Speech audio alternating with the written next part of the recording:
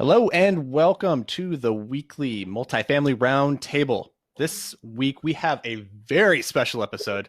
I'm super excited about this. Dan and I, we get to play moderator as Jerome, our first repeat guest, goes into the Octagon, the Thunderdome, battles it out with the one, the only Rodney Thompson. Now, what are they fighting it out over tonight? Good question. Doesn't matter. It's going to be a great show. They're just going to go in there, start fighting. No, they're going to be debating joint venture versus syndication. On the side of joint ventures, we have Rodney Thompson. No, I'm just kidding. The one, the only Jerome Myers, the master of joint ventures. He's going to be defending the side of JVs. Why is that the preferred investing method for the Myers group? And on the other side, we have Rodney from Solaris Capital Management, representing the syndicators of the world. He's going to duke it out, and he's going to present a very compelling argument for why syndication, raising that money from those good passive investors, is the best way forward. Dan, are you ready for this? I am ready, and I'm especially excited to be in control. So you guys are in our house right now. Anthony and I are running the show. Welcome. We are moderating this thing. See, this is why I went easy on you last week, Dan. Didn't work. Didn't work. Nope. No. Because here's the thing. It's like, yeah, we give points capriciously, not even based on the strength of the argument. Often just based off of who says it best. Yeah, and we respond. And I can be bribed. Well. I can be bribed. Yeah, I'll put my Venmo in the comments if we've got a comment box or something. You guys could just Venmo me if you want to win. So just putting that out there. Oh, nice. Yeah, I think I got. So that if you guys are listening to this at home, oh no, that's a bummer. Did you try to Venmo Barack Obama? Did you guys see this on Twitter? That whole Hackergate thing. No, a bunch of like really public accounts got hacked, and then they like posted, "Hey, for a limited period of time only, send me $50 and I'll send you $100," that type of thing. Yeah, it was a big deal. Anyways, totally unrelated to real estate. I think I heard about that. It's called like churning or something. Was that a joint venture? Yep. No, it certainly sounds like a syndication. You know, every syndication. They're going to double money in 5 years, no question. In this case, I mean, it does kind of sound like a one day turnaround. Honestly. Double your money. Yeah. So, Jerome, welcome back, man. How you doing? Amazing. I'm so excited to be here. My cheeks are already hurting for smiling so much. Jerome I feel has like just been everywhere lately. I see him. Dude, he has been crushing it. Tons of stuff. Man, that is awesome. I mean, I feel Jerome, like tell us about your last week. An introduction, but I was going to say, I would like to, just in case people aren't aware of Jerome, if for some reason they haven't seen this guy around, even though he's killing it on the social media landscape, I feel like we should do some quick introductions real quick, just so people know who Jerome is, who Rodney is. If you guys haven't been watching our stuff, you should probably know who Rodney is if you're watching the roundtables. But in any case, I think we should at least intro ourselves real quick. Just let the people know who we are, what we do, and what we're talking about. Yeah, man, I'm just grateful to be here. I'm coming in from the East Coast. I know you guys are all out west, and that's okay. You guys are in money states. I'm in deal states, right? But no, I'm Jerome. We're in the Midwest. We're not quite out there in the money states. I could have swore Dan was in like California or something. Look at that. That's just the way he looks. That's his. He's got that California tan. Yeah. Yeah. I just go tanning. It's fake. I think of the three of us, I think I'm the only one that's lived in California, right? I was born there. Probably. Winning. But now I'm in Minnesota. Want. So, all right. Well, I think we really cut off Jerome mid-thought there. Yeah. I'm off script now. I'm in trouble. Let me all right. So I'm a corporate America dropout. I left the engineering and project management space back in 2016 to pursue real estate full time. It was not an overnight success story for sure. Went to 10 banks. They all told me no. So I had to go fix and flip houses for a while. Had a guy bring me into a joint venture deal. It was 23 units in Richmond, Virginia. We bought it for like 1.2, put a bunch of money in it, renovated, tuck rents from $695 to $1195. That got me in the paper. the banks decided they were willing to lend to me after that. And I took my talents down to North Carolina, and we've been doing JVs down here ever since. Did you say $6.95 to $11.95? That's correct. Man, that's how you make money. That's a slam dunk deal right there. Yeah. Yeah. So Rodney, what are you going to do to top that? Oh, I'm just going to go home. You are home. Oh yeah, that's right. Yeah. So fill in our audience that's listening right now, because Jerome just made a compelling, backstory telling us about how he got in the paper through JVs. What's your path to success, Rodney? Well, it's an onward journey, but my venture into real estate is, I started in single family, quickly found out that that's not that scalable, and in looking around at various things, I thought that syndication was the way to go, and so that's where I have landed. Jerome's about to get on LinkedIn right there, right? I saw that. We're all on LinkedIn now. He's taking selfies. Did you get my good side? Oh, I got you only have good sides. So I got into syndication. I determined that I needed to be in a mastermind, joined a mastermind, and part of that, is networking with great guys and gals, and I tell you what, that's the one thing, I've been in IT all my life, and I've met a lot of people, but this business here, the great thing about this business is everybody is willing to give you something, give you part of something they know. And I think in that respect, it's a pretty unique business. Yeah, it's a very selfless group of people that are in this industry, which is something I was pleasantly surprised about when I came into it. You don't get much competitive vibes from people, even though you might meet somebody who's doing the same thing as you and theoretically, quote unquote, competing for the same deals. I have yet to meet someone where I've really felt like we are at odds with each other. Like, even if we're trying to do the same thing and try to get the same deals, everyone also just tries to provide value for other people. So it's really cool. You don't get much scarcity mindset in this crew. And the thing that I've heard over and over again is that when you talk to people, their attitude is there's enough business for all of us. There's so much business out there that we want, not one of us can do it all. So there's plenty to go around. It's true. Tell that to somebody trying to find a deal. Yeah. Especially 100 unit plus with the value add component. And what else do you got in an emerging market? I didn't say I would share all my deals with you, but I'll share my knowledge with you.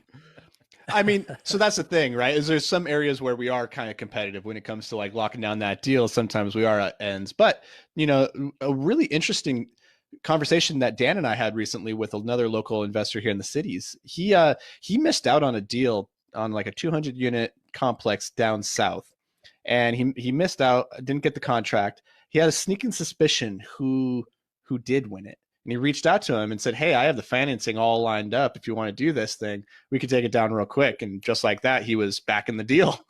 And that's not a completely unique story. I've run across a lot of people that they got in best and final. One group won, one group didn't. They end up getting together on the deal and making the deal happen. Yeah, and they share it. That's what it's all about. Yep. It's a big pie. Small group. I mean, when you're in like your local community kind of networking with the people who are in the business, you run into the same people pretty quickly. Like, you kind of realize it's not that big of a crew out there, which is kind of cool. I like it. All right. Enough of this hand holding, everybody's best friends. Like, I want to see some fighting. Yeah, let's fight. I Rodney think and actually Jerome, you guys are supposed to be fighting. I feel like a good place to start would be to quick set the stage and define what a JV is, what a syndication is. Just really quick, like, let's quick point out what the difference is between the two, because we know, but a lot of the viewers and listeners might not know exactly what the difference is. So one thing I also wanted to say real quick, just want to set the stage. I almost want to throw this like at the bottom of the screen so it's there the entire time. None of us are lawyers that I know of, and we're not providing any legal advice. We are providing this conversation for entertainment purposes. So none of what we are saying should be interpreted as legal advice. Just putting that out there. But let's real quick just define what CPA? JV. We probably want to stay away from that stuff too. I have no professional certification in anything. I think Jerome's the one that's actually got some acronyms after his name. He's got lots of letters after his name. He's got the engineering degrees. Yeah. Well, that's a really good point. Here's the thing: is we're about to debate from our unique perspectives, and they may or may not be right, and they may or may not be your perspective too. So exactly. Yeah. So define some terms for us. Why don't you take the joint venture side? What is a joint venture? What's it mean to you specifically? Oh man, can I do syndication? Yeah, that's fine too. Actually, I like that better. Yeah, Rodney, you better buckle up. You're doing joint ventures next. All right. So everybody who doesn't know what a syndication is, if you've ever gotten on a plane, right? You got your ticket. You walk up to the lady. She scans it, lets you go down the breezeway or whatever they actually call it, the jetway, so that you can get on the plane. You get greeted by the stewardess. You get greeted by the stewards. You wave at the pilots, and you go sit in your seat. You paid X amount of dollars to get on that plane. That is your ticket into a syndication if you are not a general partner. You are along for the ride. You don't have a voice, and you're counting on them to get you from point A to point B safely. And that's why I don't like it.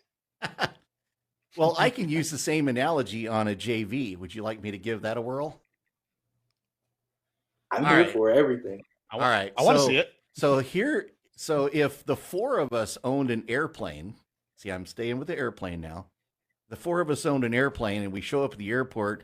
We all own the airplane together and we all fill it with gas, do the check out, and get the plane ready to go. One person flies it, one person is the co-pilot, and we all go to San Diego together to hang out at the beach. We're in a JV relationship. Is that pretty good, Jerome? I like it. Yeah. I think that's very accurate. Everybody's got a role. Exactly. Everybody's saying what. I've got something to provide to people too, that if there is any doubt about something that they're potentially looking at, there's basically 4 questions you could ask yourself. Oh, you're pulling out the Howie rule, aren't you?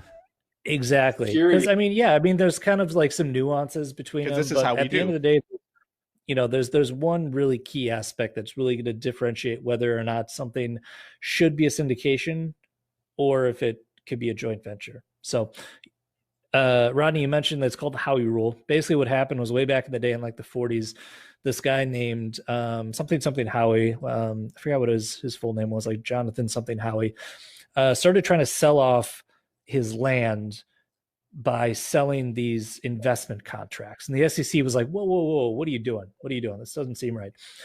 Long story short, what happened was they came up with these 4 questions that need to be answered in order to determine whether something needs to be classified as a syndication or if it's just a joint venture. So if you answer yes to any of these 4 questions, it is a syndication. Question number 1, is there an investment of money? Question number 2, is there an expectation of profit? Wait, are you reading this off a screen? Yes. I want you to close your eyes. I want you to close your eyes and recite them. Question number 1, is there an investment of money? Question number 2, is there an expectation of profits? Question number 3, yes. Are the profits being produced by a third party or a promoter? And question number 4, you skipped 3 and went to 4. Well, yeah, now number 3 or number 4. The third one is kind of a weird one. Is the investment of money in a common enterprise? Which, I mean, everything is basically any 3 of those. The first 3 of those, you're always going to answer yes to. Is there money? Are there profits coming? Mm-hmm. Is the common enterprise? Yes. The fourth, the last one is is there a third party or promoter, i.e. a general partner, an operator? Is there some guy doing the work for an investor who isn't doing anything, just getting the profits? And if that one's a yes, then you're in a syndication. So joint venture, everybody in the deal has to be actively involved in the deal. They've got to have a role. They've got to be able to prove that they are actually contributing. That's kind of the nitty gritty of it. That was good. I threw you under the bus. I couldn't probably recite them either. So I just was curious if you could do it. Well, only one of them matters. That's the thing. You don't need to remember three of them. All you need to remember is now here's the qualifier. Like real quickly though, we didn't actually explain why that matters. If it's a syndication, if it fails to questions or it succeeds, why does that matter? You want me to answer, or should we let our guest hop in here? Let's make the guest do some work. So if I'm reading it right, it sounds to me like if the first three are really the joint venture, and the defining one is the number 4 that makes it. That's the only one that matters. Because I mean, if you're not, I mean, obviously you're investing money. Like, because both joint venture and syndication do money. Both of them have an expectation of profit. Both of them are usually do it through an entity. But the fourth one, where it's a third party promoter, syndication, everybody takes part. JV. Mm-hmm. Yep. And so to use this analogy, right, the bus or the airplane example that Jerome pointed out, that's a syndication, right? You're getting on the plane, you paid your ticket, you're flying from point A to point B. And I would say the joint venture is more like riding a tandem bicycle. Both people, like everybody on the bike better be pedaling. Otherwise, you're not getting to where you're going. Mm-hmm. And now don't draw parallels there, because the airplane's more powerful than the JV. That's not necessarily true. That's what Jerome, you meant. That's what you meant. Yeah, I'm trying to bias the audience now. Jerome, real quickly, nobody's explained this yet. Nobody's explained, why does it matter if it's a syndication or a JV? Technically, like, why does that matter? So I'm trying to not get into the nuance, right? But the Howey test is whether or not it's a security or not, right? And if you're selling a security, then you need to have a syndication. You need to do a syndication format so that you don't go to jail for violating SEC laws, right? You can do. I think there's 4 different exemptions: A, B, C, and D. And really, what people who do real estate deals do most commonly are B and C, at least from a syndication standpoint. I think Grant Cardone did an A, where he's crowdfunding and taking in a lot of small money. And I don't even know what D's are, but I know they're out there. I think it's like a fund or something. I don't know. But anyway, the whole reason why it matters, because actually there, real quickly. So yeah, Grant Cardone, he does his through a Regulation A, and I believe what we're talking about here is the Regulation D, and then Rules 506 B and C of Reg D. Is that okay? Am I right there? Yep. So those are syndication differences. Yeah. And that's and in this world, then, if we're doing a syndication, we need to get a syndication lawyer involved and pay some fees to get this thing registered with the SEC so that it's in compliance, which is a big knock against a syndication, because in a JV you wouldn't necessarily need to do that. Expensive. It's pretty expensive. And I mean, then you're getting into the whole vetting of whether or not you have accredited investors or sophisticated investors, and all your waterfalls and the pref, and I don't know, guys. I don't know. I'm just not that smart. I'm not that sophisticated. It's like super complicated. Yeah, it can be. I'd say, well, I'm not going to comment. I'm just a moderator. What would you say to that, Rodney? Yes. So I would echo what Jerome says, is that the differences between them as that he's far simple? As well, no. I mean, you look at if you do the Howey rule, it sounds simple, right? But it's like I was reading one time on a forum, and somebody said, "Well, a syndication is not a DIY project," and I would agree with that assumption, that the legalities and the formation and everything that goes into a syndication is way more complicated. And there are advantages one over the other, but yes, it's a lot more expensive to form a syndication than it is a JV. I think you just proved his Ding. point. Do I get a point? No, yeah, dang it. Yeah. So yeah, and I think we're that's done. a fair one. Is like, yeah, when it comes to the costs of setting up the form of the entity, the syndication is definitely going to be more expensive. Like, I think we can all agree to that. So then the question would be, I know I'm a guest, but why? No, you go in there. I like why. it. Why would somebody do a syndication if it's more expensive and if it's more complicated? And you should be the host. Should Can I I answer? answer? Should I ask the question and answer the question? I mean, I could just take the turn. role of- I could just I would turn say you that guys not- off if you want me to. I would say that This is not. Hey, I would say that answer the not question. everybody wants to be active. There's plenty of people out there that want to invest money in real estate, but they don't want to have an active role. Right. That's Yes. where the syndication comes in, is for those guys who don't want to participate. They don't want to have a title. They don't want to show that they're actually like doing work. They just want to make some money and spend all their time doing something else. So I think that's where it makes sense. If there's enough of those people and there's a guy over here with a deal, it makes sense to spend the money to provide that resource to those people. And then for the JV, I know tons of guys who don't want to be passive. I'm one of them, right? I wouldn't want to be a passive partner on a syndication because I want to be in there doing the thing. So for all those guys that want to have, some skin, they want to do something, but they don't necessarily want to do all of it. JV's perfect. So Jerome's smiling over there like Yes. he's getting ready to say Jerome, something. what do you have to say to that?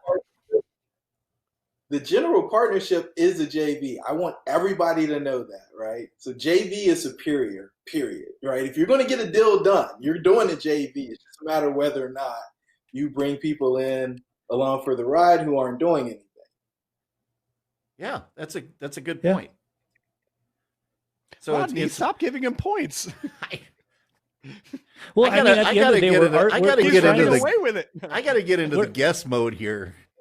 Well, I just have to point out for everybody who's watching this, like, this really isn't something that is debatable. It's not like one of these is better or worse than the other. They're just two different vehicles that are available depending on how involved you want to be in something. Right? Yeah, and what works for you? I mean, we're debating for the fun of it, but at the end of the day, it's like comparing apples and oranges. Like, do you want to eat a sandwich or do you want to make a sandwich? Like, it's a bad example, but I feel like maybe they're losing and now they're trying to be like, it's all doesn't matter. Hey, Anthony, what do you mean they? Why are we on two different teams now? I'm trying to help out Jerome. You guys are ganging up on him. I don't think he feels that way. No. I mean, he's over here doing like, I got 3 points. I don't know about y'all. But yeah, so Jerome, what would you say if you have somebody who wants to be passive? Is there any world where they can participate in the JV as you currently structure them, or would you say they have to go syndication? No, go get on the plane. I'm flying the fighter jet. You go get on the jumbo jet. We're gonna fly the fighter jet. We're gonna do loop to loops. We're gonna go down. We're gonna go high, and then we're gonna sell it.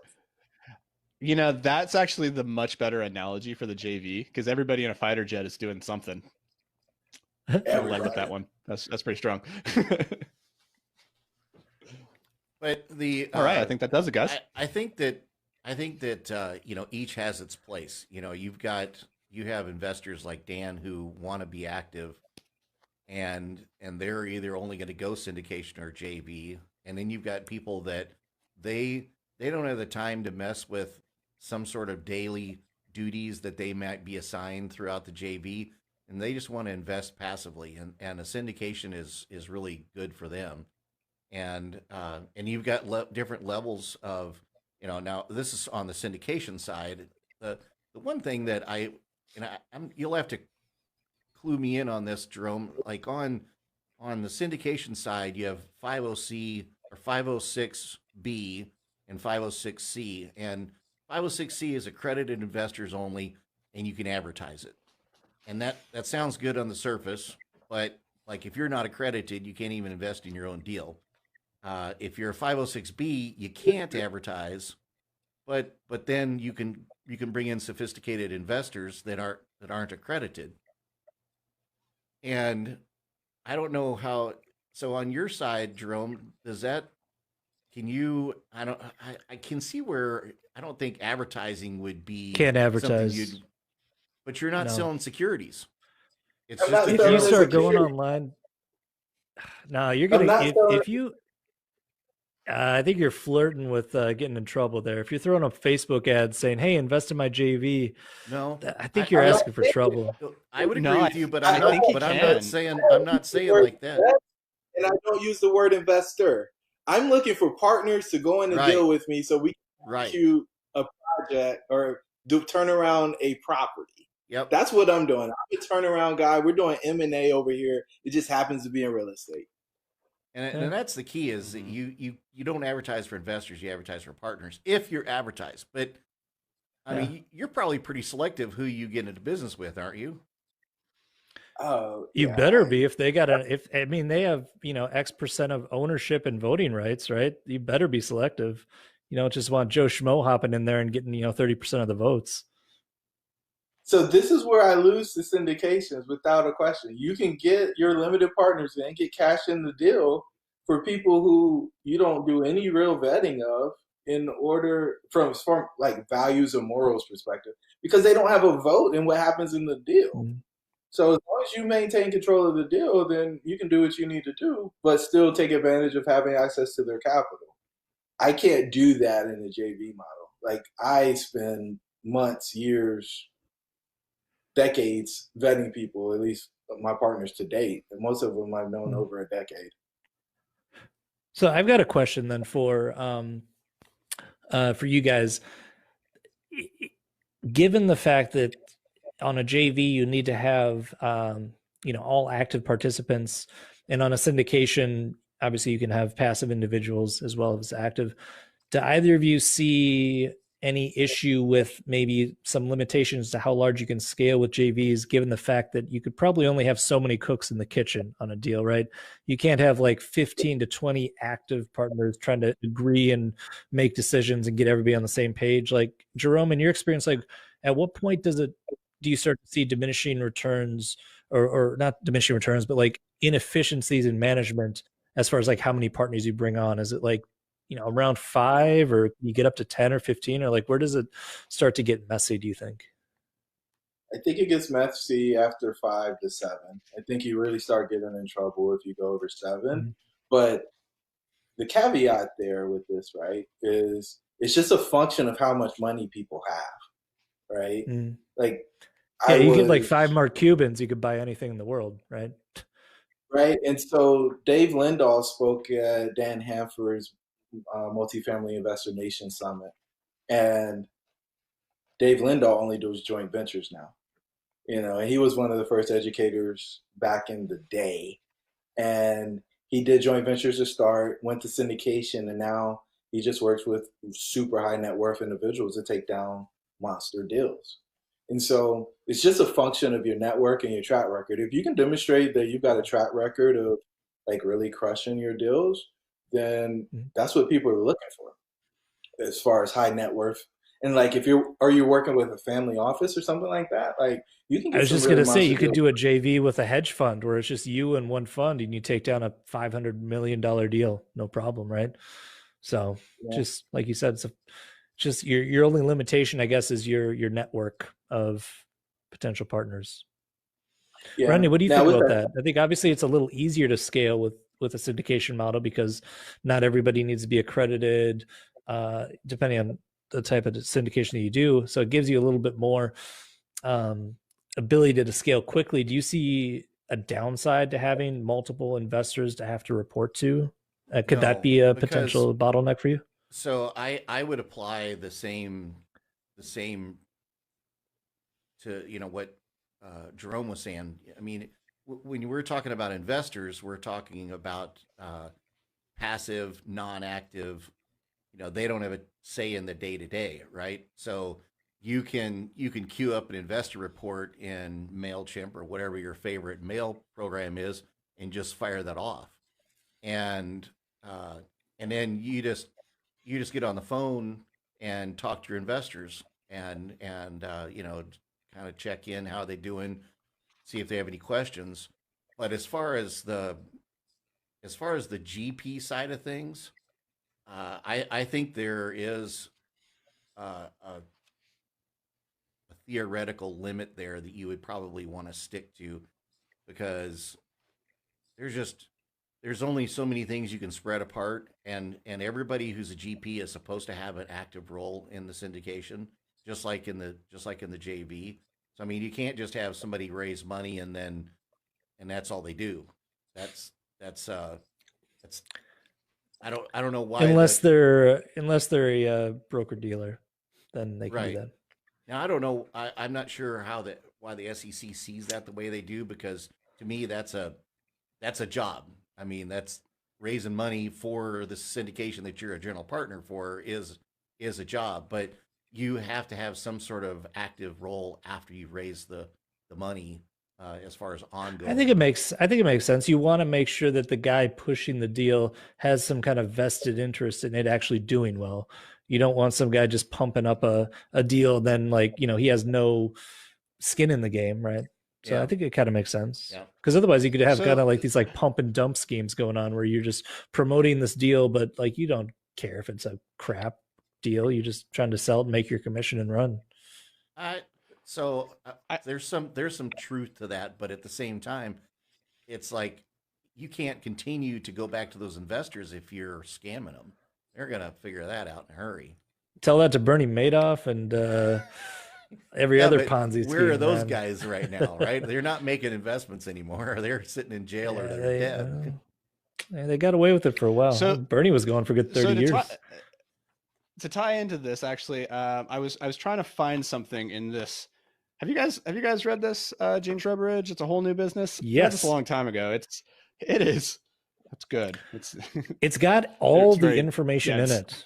That's for sure. It does. What's really interesting is this particular paragraph, which I want to touch on, because Rodney's kind of asking the question around not just being a capital raiser and like what it means to have responsibility within the general partnership. So I'm going to read you guys. So buckle up. I'm going to read you a little nighttime story here. What do you got, Gene? The situation could arise in a limited liability company where the members may have retained limited management responsibilities through the operating agreement, but have granted the major decision-making power to the group sponsor.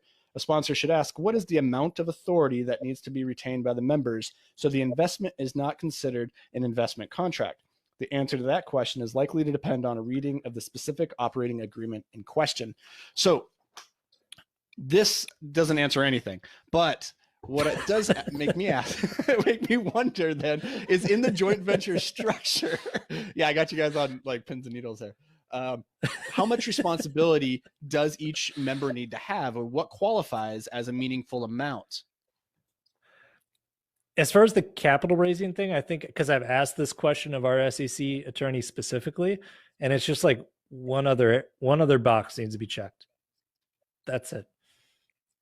Jerome, how do you look at that when you're vetting partners? Yeah, kind of. But I'm curious, like, because I'm sure, Jerome, you look at it much more like, hey, if you're going to be my partner on this deal, your butt's going to be in it. You're going to be doing work, right? How do you break up the buckets for your GP team and say, this is what you're doing, this is what I'm doing, this is what Rodney over there is doing?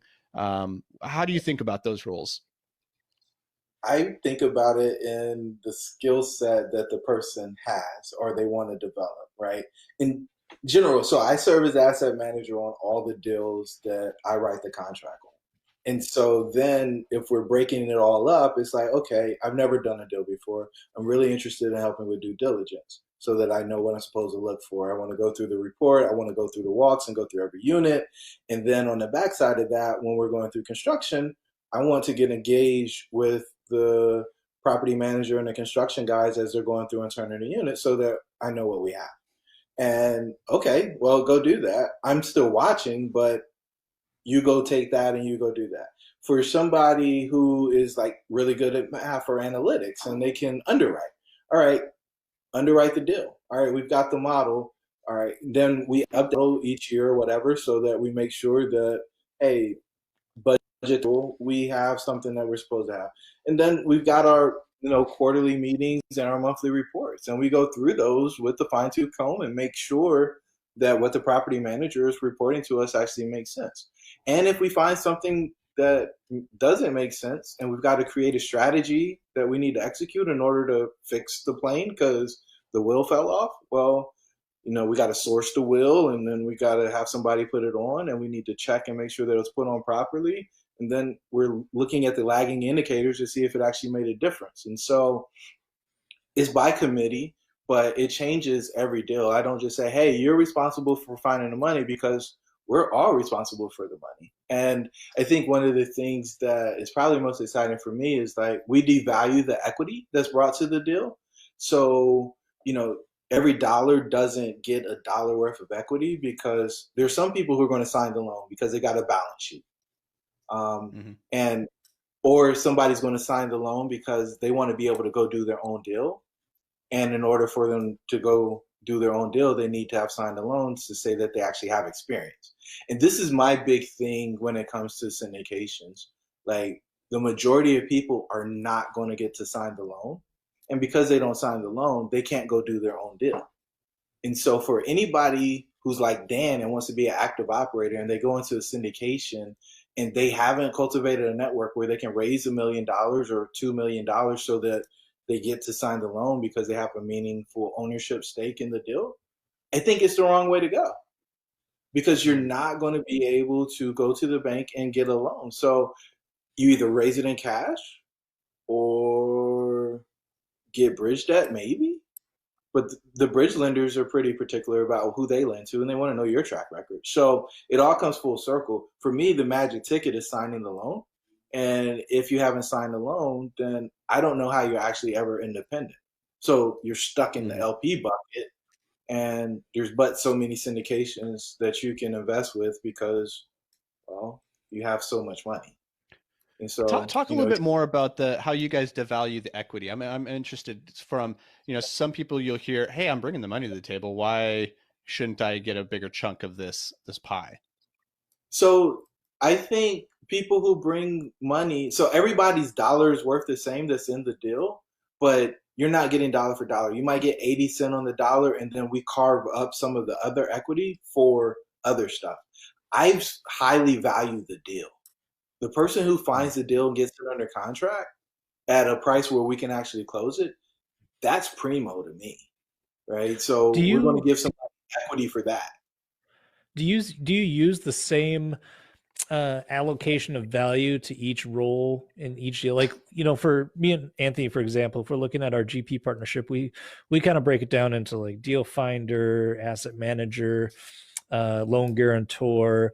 Like, we have these different buckets, and like each bucket, equates to something, and then, they all collectively add up to 100% of the GP share. And like with you, only a portion of that is allocated to capital raising efforts. So even if you bring 100% of the money, you're not getting 100% of the deal, obviously, right? So I'm curious if you use those same portions for each bucket on each deal, or does it change? Like on some deals, is the deal finder valued more than on other deals, or is it always kind of like a fixed breakdown? No, everything's negotiable in every deal. And I think that's a great part of the JV, right? If we find something that's super juicy, I think the person who put the deal together should get more. I really do. I mean, I expect them to bring money to the deal too, but I mean, if you bring something and we can buy it at $20,000 a door, and on that back end we can sell it for you, we should reward you for that, because like you deal with the market, right?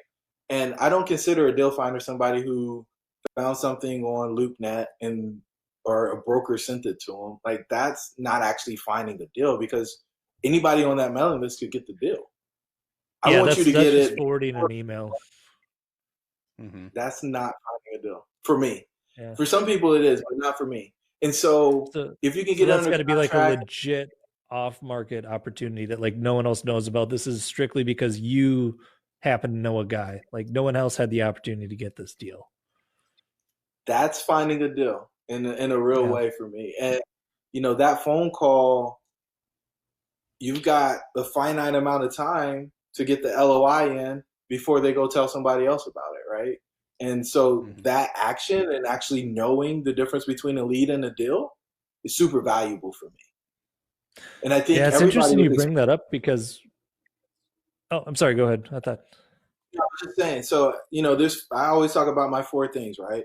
Knowledge, deal flow, experience, and capital. I consider myself an experienced guy, even though I haven't done a ton of deals.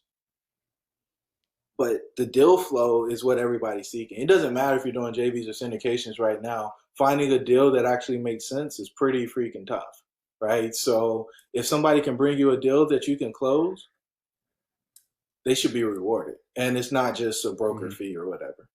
Yeah, especially in a market right now where the capital itself is pretty cheap and easy to find. There's a lot of money out there, but the deals are fewer and far between. Too much money out there.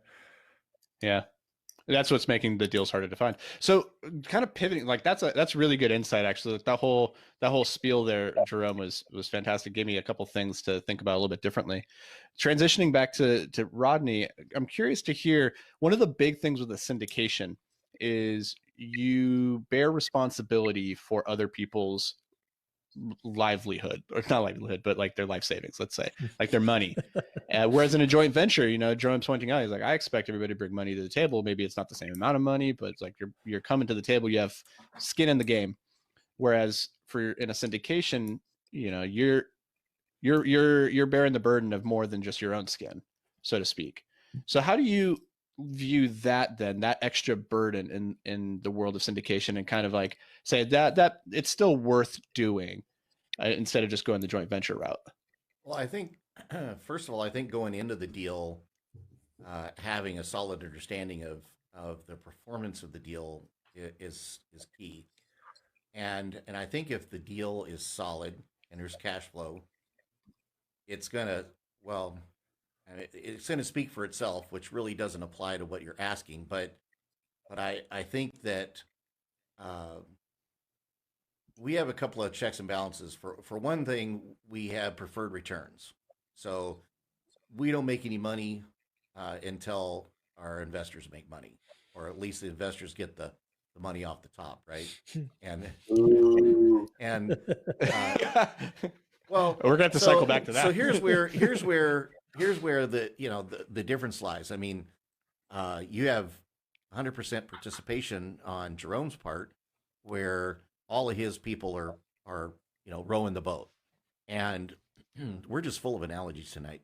And then we got a bicycle, a boat, a bus, a plane, a jet. So on our side, I mean, we need to make sure that the jet gets where it is and all the passengers get there safely.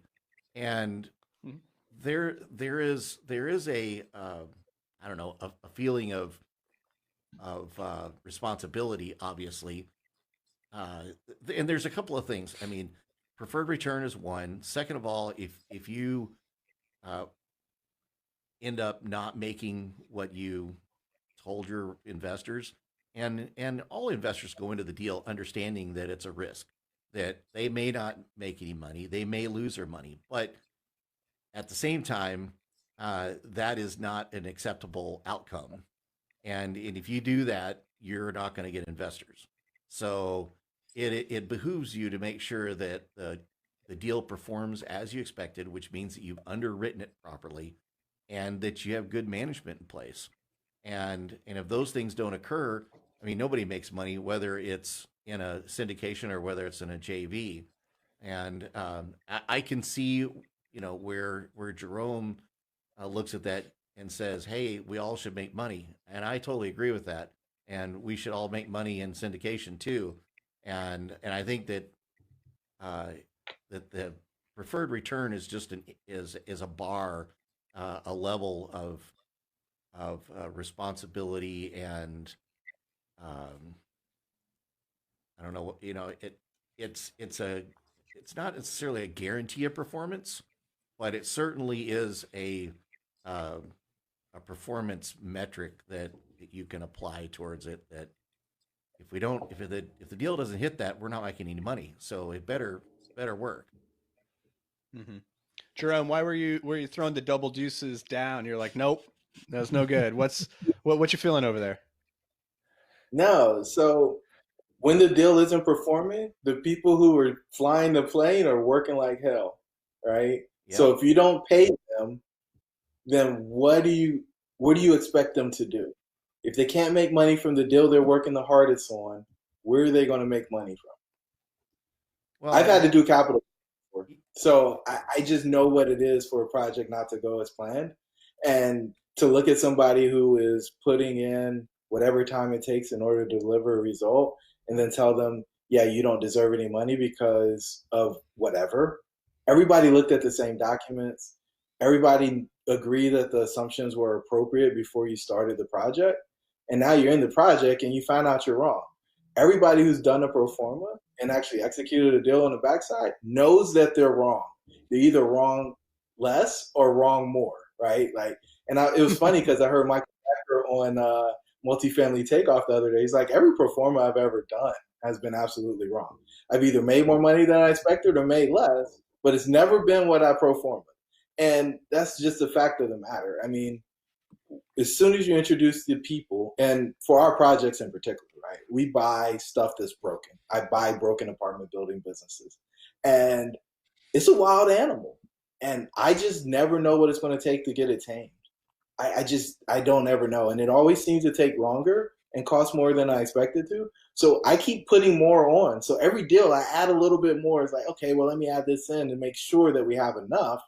And even if I don't spend it all, it's just like, I wanted to get that thing done last month, and it's this month, and we still got another month to go.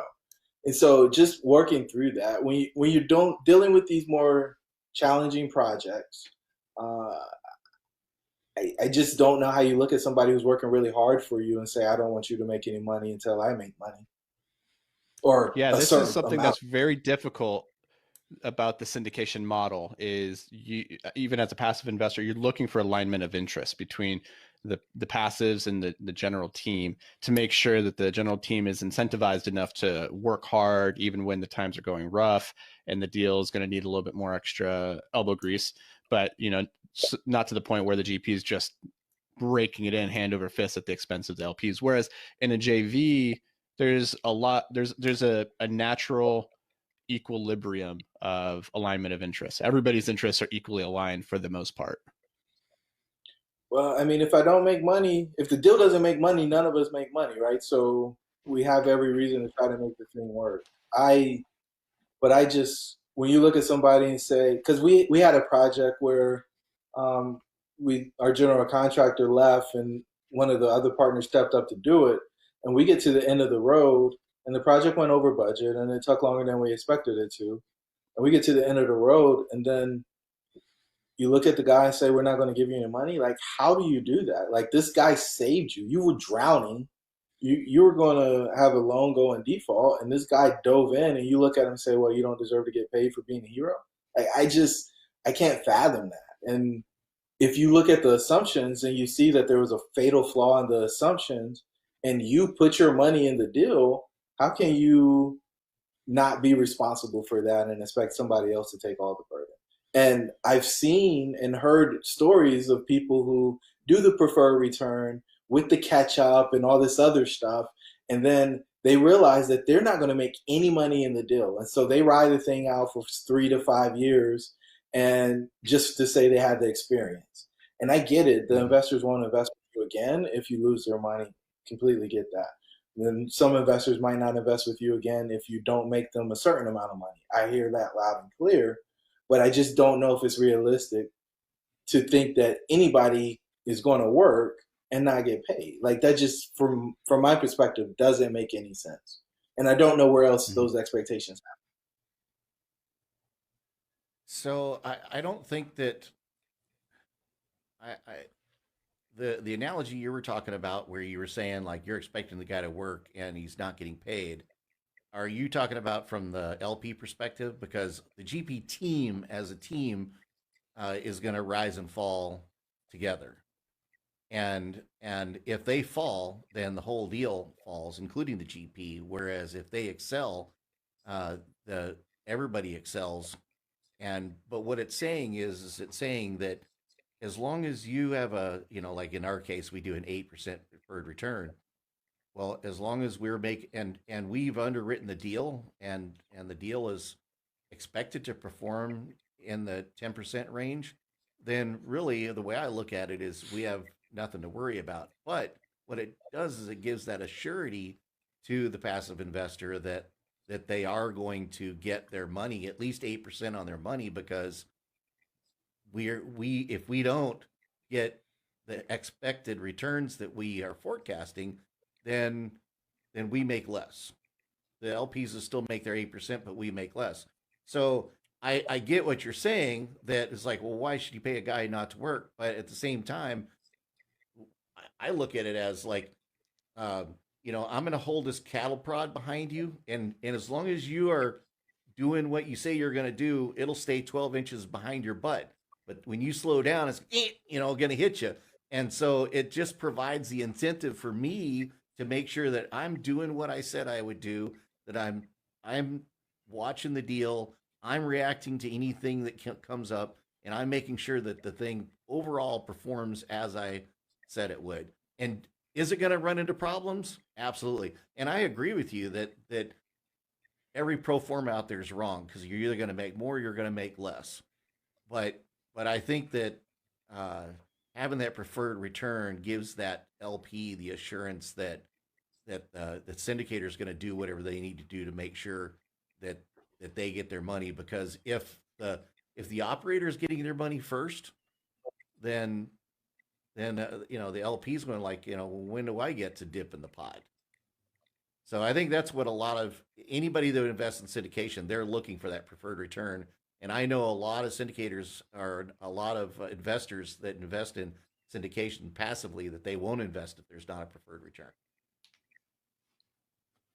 Good for them, because that's what's best for them. But it's not absolutely what's best for the project. Absolutely. Hey, Mr. Moderator over there, sometime you need to, in this discussion Which one? here, I don't care whichever one you want to be, but I point to Dan. We need to talk about my barrier to entry, because I'm curious about this myself. So you guys got to ask. Okay.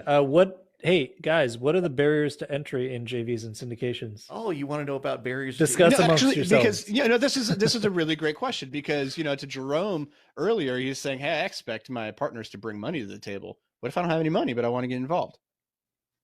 Find the deal. Okay. Bring the deal. What say you, Rodney? Well, yes, that is a if you look at the barrier to entry to buying a $5 million, $10 million apartment building on your own is very high. And so by teaming up, whether it's JV or syndication, it brings that barrier to entry down, or at least it makes it more scalable, because now you have partners that you can work up the wall with. I don't know how to answer that as far as JV, and that's kind of why I brought that up. But as far as syndication goes, and both of these are, but very much a team sport, right? I mean, you can't. A syndication is very difficult to bring down by yourself, and there's various teams out there. I mean, you have your syndication, your attorney, your mortgage broker, your insurance broker. Those are all key components, but and I may have talked to you guys about this earlier, as far as like being able to grow and scale. You're going to have different people within that GP side of things that do different jobs, if you will, to be able to handle more deals simultaneously. Because by yourself, you can only handle maybe 3 deals a year, and but the barrier to entry for syndication can be low, because you can, like what Jerome was saying earlier, if you're good with math and spreadsheets, you can do some underwriting. I think more than likely on any of them, you're gonna, whether it's JV or syndication, you're gonna have to get under somebody to where you can work as almost kind of like an intern to learn how things work correctly. But I think that's where I see, as far as syndication goes, you know, I don't have to have any money to come into the deal, and there's other things that I can do besides finding the deal. Is that what you're finding, Jerome? Are there other things that you can do besides necessarily finding the deal? Can you be the underwriter and be in a JV? No, I mean, I guess you can, but why would anybody? Do you want to think about that a little bit? No, I don't really, because why would somebody take someone's model who doesn't have any cash at risk? Okay. Like, that doesn't make any sense. Yeah. Yeah, I'd back that up. I wouldn't give equity to somebody for underwriting. I just don't think that is an element that brings enough value to warrant equity. I would say, not to answer for Jerome, but I would guess that maybe if someone were to come on as a balance sheet partner with no money, that might bring enough value to warrant some equity. But like the underwriting piece, I think that's one where it's like, I mean, unless you're like some kind of crazy wizard and you're able to do something that, I mean, it's not that tough to underwrite. It's is what I'm saying. It's an outsourceable skill of all the skill sets, I would say, in taking down a deal. You know, it's the one that you could hire somebody else to do. You would never pass that off. I've talked to you two about that. I wouldn't, because we have Dan. I wouldn't. Yeah, I think it's just a fundamental element that, you know, you do as someone in real estate. I don't think it's something that I would pass off to somebody else, and I wouldn't necessarily give someone else equity to do it either. I just don't think it's doing enough to warrant giving away equity for personally. And I would guess that Jerome's in that same boat too, where he probably feels there's nobody that's going to underwrite a deal so much better than Jerome can, that he's like willing to give up equity to that person for it, right? Like Jerome, you probably look at a deal like, I'll just underwrite this myself. It's not that hard. Well, I got to eat my own cooking.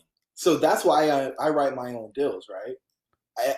Whatever goes on that paper, I've got to deliver against it, right? And I say because in the end, I do the extreme ownership stuff, but there's other people involved. But at the end of the day, like, I'm making a bet based on what we put on this paper that I can overperform, because that's what we expect to do. Yeah. Yeah, you're kind of like team captain, even though everyone's active. You're kind of the guy that's like, okay, like I'm going to be the one that kind of, you know, steers the ship. Even though we're all in this, at the end of the day, I'm still going to be the guy that kind of takes responsibility almost, even if it's just not technically you taking responsibility, but just kind of like maybe emotionally for the team. Like you kind of feel responsible for whether or not the deal's a success, right? Yeah, I mean, just from an pure equity and ownership standpoint, right? I am going to be one or two when it comes to ownership, because I want to have the most to lose, right? I actually want that alignment. So yeah, I mean, I'm going to be in the top two equity owners, and the goal is to be able to make decisions with, you know, that other person who's either got a big balance sheet or put a lot of dollars into the deal. So some of this might have been lost in translation. I don't think that I was implying that somebody's just going to do the spreadsheet and then get equity out of the deal, because when you're underwriting a deal, I think there's some structuring that goes there. You're not only looking at the T12s, the rent rolls, but should be at least that's the way I do it, is contacting the insurance agent, contacting the mortgage broker, talking with the broker to find out about the roofs and the plumbing and the landscaping and what units have been rehabbed and what units haven't been rehabbed, and touring the property. So, I mean, there's a lot of that goes into there as far as getting the overall deal ready to go. So do you guys see that as a different component to the whole thing? I see that. I wouldn't personally. Yeah. I was going to say, I think that's, I mean, when you say underwriting, I envision sitting there at a spreadsheet, building a financial model. And then all the other activities you described there, like Jerome said, I would throw that in the due diligence category, which is, you know, kind of in the same vein. I don't know if I would outsource due diligence personally. I would feel really uncomfortable passing that responsibility off to somebody else and saying, hey, do the due diligence on this. I trust you do a good job. I mean, I guess Anthony, I would trust you, but that's not something I'd bring in some random partner and be like, okay, will you do it for us here tonight, guys. We need to just end on that high note. But honestly, my job as the moderator is to hold us to our time limits, and we are hitting the top of the hour, and I do want to be respectful of. I didn't. Well, that's the question. Oh, you didn't get to what? I didn't get to respond to the barriers question that Dan asked. Rodney took the whole thing. Well, I want to hear that's what debating Jerome 101. That's the filibuster technique. I want to reclaim my time. All right. Okay. Like, get it. The man from the Carolinas reclaims his time. The board member acknowledges the member from North Carolina. Here's the jab. All right. On this one. No, I do want to hear it. The barrier to entry for syndication is buying a $30,000 to $50,000 membership from one of the leading educators across the country so that you can get into a deal.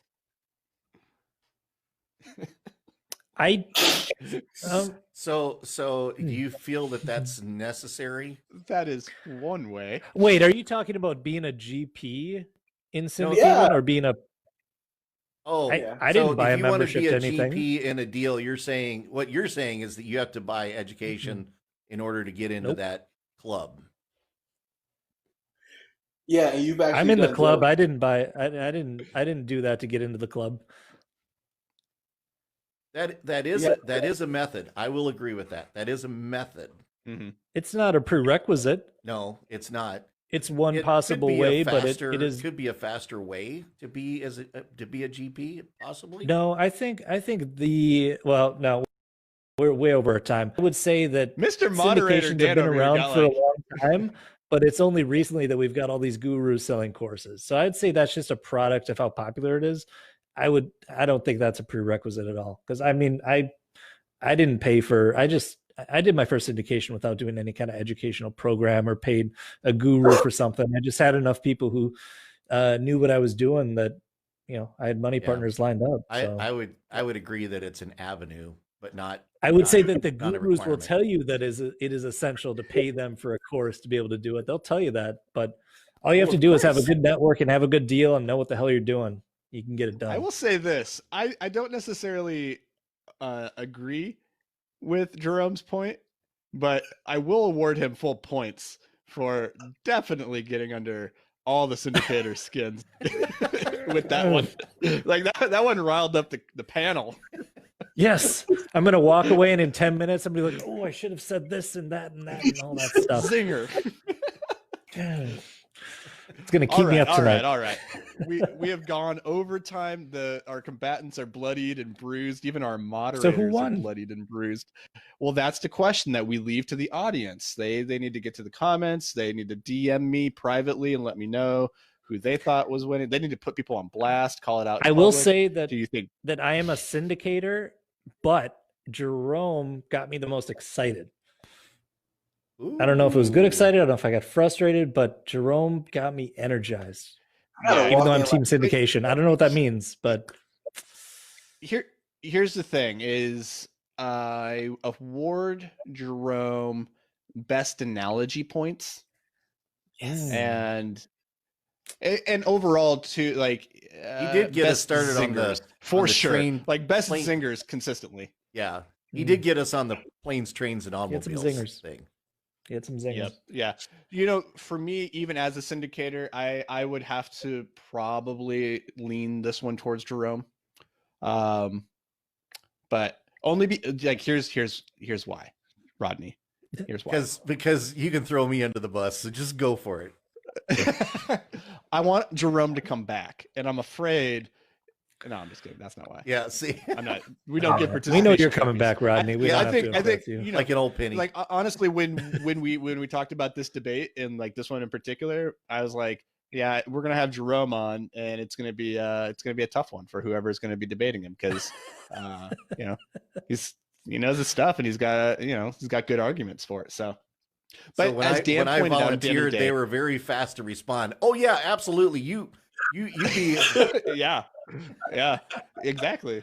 But I will say, I do want to bring this full circle back to what Dan mentioned at the beginning of the show, is that, syndication and JV, they're different arrows in your quiver. And sometimes it makes sense to do it one way. Sometimes it can make sense to do it the other way. Jerome is an adherent firmly to just the JV structure. Dan and I are definitely not firm adherents to just a syndication structure. If the deal makes sense to do as a JV, we'll do it in a heartbeat. If it makes sense as a syndication, we'll go that route. So, for us, it's a bit more contextual. We're fluid in that way. So, but this was a really fun discussion, and I love that Jerome somehow managed to get under Dan's skin with that was worth the whole ticket price right there. Yeah. Because he didn't pay for mentorship, but everybody who's paid for mentorship and hasn't done a deal yet because they're chasing the 100-unit emerging market, I'm under their skin. Yeah. There's a lot of that. Yeah. Yep. Hey, we can't let Jerome get away without having him tell everybody how to get in touch with him. Well, here's the thing: is I do want to give you guys each 15 seconds for parting shots. We've already kind of ruled and judged, but I do want to give you 15 seconds for your closing statements. So you can use them in whatever way you want. If you want to, self-promote, go for it. If you want to take another jab at us, no political Rodney, rants, you can take a jab too. Yeah, you only get 15 seconds, so we better be quick. Jerome, you go first. All right, here we go, guys. So, if you don't want to look like Captain Ahab chasing Moby Dick, trying to take down a 100-unit or $10 million deal in your first one, and all you own is a single-family home, or you're renting an apartment right now, I want you to go find a group of friends and family to take down a joint venture deal that's between $500 and $1.5 million. Doing that will get you some tuna in the boat. I call it tuna in the boat because you're learning whether or not you like to fish. You get some tuna in the boat, go back out if you like it, get you a swordfish, get you something else that's a fighting fish, and then as you grow that track record and you can talk to the brokers about the deals that you've purchased, then you can go get Moby Dick, because now you're scaling your portfolio because you actually have one, instead of trying to go from 0 to 100 without any track record. It's just not realistic, guys. Don't want you to be Captain Ahab. Want you to be a fisherman. So go forth and be well. MyersMethods.com if you believe that joint ventures are better than syndications. Dan, does that resonate with you at all? Like hearing that little get the tuna in the boat? Yes. Yeah. No, the whole Grant Cardone mindset of go big or go home. It's just, come on, just start, do it right. Get in the game. If it's small, if it's right to do it small, then do it small. Just, take action, do something. If it's a JV first, if it's just buying a small property by yourself, it's just, that whole Grant Cardone thing that he's got, it's so dumb. I think it creates a huge barrier to entry for people. Is he dissing Uncle G? I love dissing Uncle G. We do it every single time. Yeah, we can't make it through an episode. All right, Rodney, you ready for your 15 seconds? At least you haven't brought up that other guy that you always talk about. There's still time. Dave Ramsey. Damn it, there he is. He did it, didn't he? See, I didn't even say it. Who is that? Who's that bobblehead? It's my bobblehead. Michael Blank gave it to me. Oh, sweet. Oh, nice. Is that you? That's it. Yeah. I need a Jerome Myers bobblehead. I love it. I never knew I did that in my life. Okay, so here's my 15 seconds. If you are looking for a path to get into real estate, and you don't feel like you can do the JV route, and you want a little more hand holding, then an educational route may be the best way to go. Now, I would say definitely shop around, because just like Jerome pointed out, there's guys out there ready to take your money. Not everybody wants $30,000 to join their club. If that's what you end up doing, I feel sorry for you. But if you want some sort of education and if you feel like you need more hand holding, then maybe that's the right route for you. If you can get a hold of Jerome and go to MyersMethods.com and get into a JV and buy something that's 500 to 1.5, that's awesome too.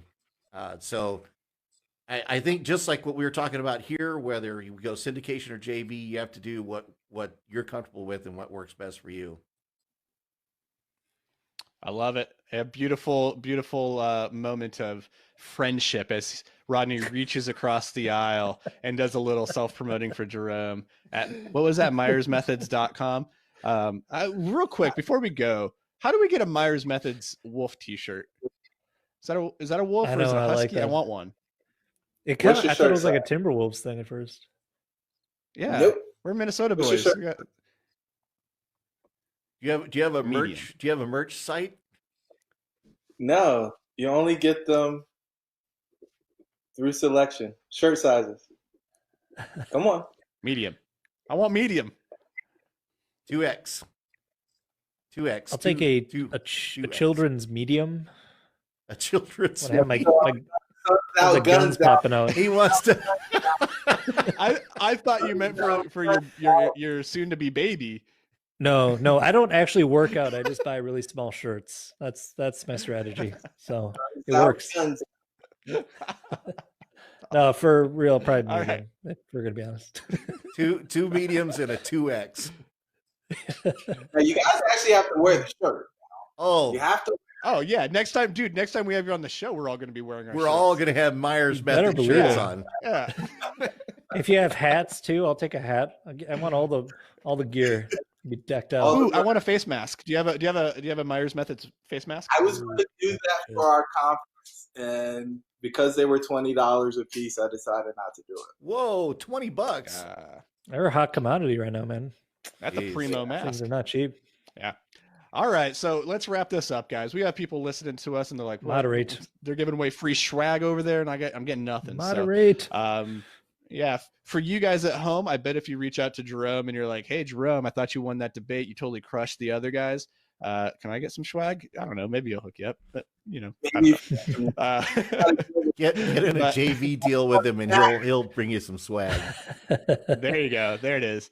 All right, guys. So this was my favorite roundtable that we've done yet so far. Jerome, you somehow won up your previous performance, which was a big, tall hurdle to overcome. So well done there. And for everybody that's listened to us, bring me another one, Anthony. I'm ready to go. Bring me another guy. We're going for the 3-peat. Yeah, I like it. Well, that only really leaves me because he kind of fought Rodney and Dan this time, and I don't know. It's like you have to bring somebody. Who do we got in our stable? We'll find somebody. We'll send you some fresh meat. We'll get someone. Put them in the octagon with you. So yeah, they won't see it coming. Guys, it'll be good. They're gonna be bamboozled. They're gonna be like, "Wait, what? Debating that guy? No." All right, let's get out of here, guys. Have a good night, everybody. Alrighty, thanks, guys.